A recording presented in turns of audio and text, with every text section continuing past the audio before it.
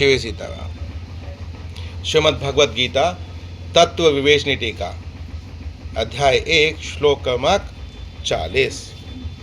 कुलशये प्रणशयन्ति कुलधर्मा सनातनः धर्मेणस्ते कुलं कुत्सन् धर्मो कुत्सनं धर्मोऽभिभवत्ययुत्।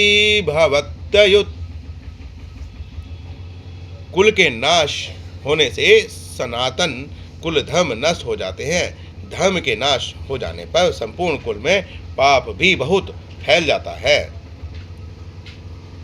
सनातन कुल धर्म में किन धर्मों को कहते हैं और कुल के नाश से उन धर्मों का नाश कैसे हो जाता है?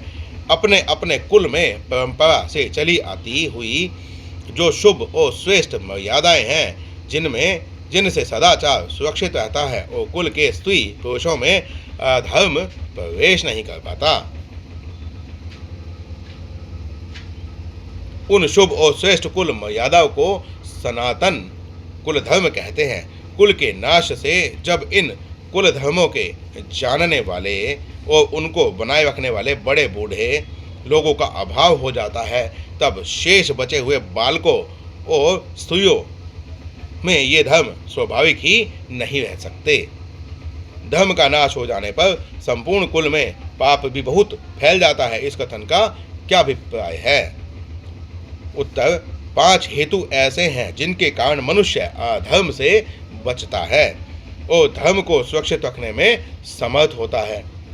ईश्वर का भय, शास्त्र का शासन, कुल मर्यादा के टूटने का डर, राज्य का कानून और शारीरिक तथा आर्थिक अनिष्ट की आशंका।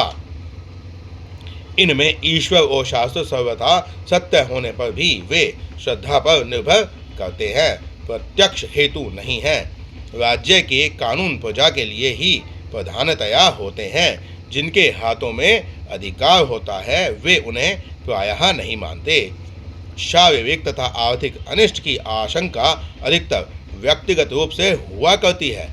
एक कुल मर्यादा ही ऐसी वस्तु है जिसका संबंध सारे कुटुंब के साथ रहता है।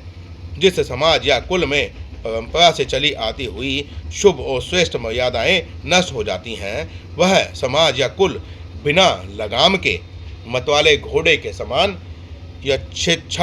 यथेच्छाचारी हो जाता है। यथेच्छाचार किसी भी नियम को सहन नहीं कर सकता। वह मनुष्य को सर्वथा उच्छृंखल बना देता है। जिस समाज के मनुष्यों में इस प्रकार की उच्छृंखलता आ जाती है, उस समाज या कुल में स्वाभाविक ही सर्वत्र पाप छा जाता है। शिव सीताराम।